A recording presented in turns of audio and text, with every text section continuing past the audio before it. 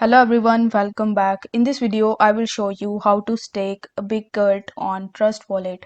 For that, you need to launch your web browser in your PC or in your mobile device, and in the search bar, you simply need to type bitgert.finance. This will land you on the official website of Bitgert where you can stake your Bitgert coin. But before that, you need to connect your Trust Wallet with it. For that, you are going to see this connect wallet option in the top right hand corner of the screen. So if you click on connect wallet, it will show you trust wallet over here. So you need to click on trust wallet, and after that you need to provide your trust wallet password in this section, and this way you will be able to easily connect your trust wallet with Bitgert. Now once it is connected successfully, you just have to scroll down, and here in this section you need to enter the amount of Breeze coin that you want to stake over here. After entering the amount, you will have to select the lock-in period. Over here, you can select 30 days, 60 days, 90 days, and 180 days.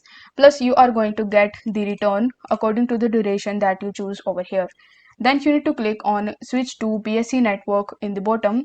And after that, you just have to follow further on-screen instructions in order to stake your Brace coin on Bitgert.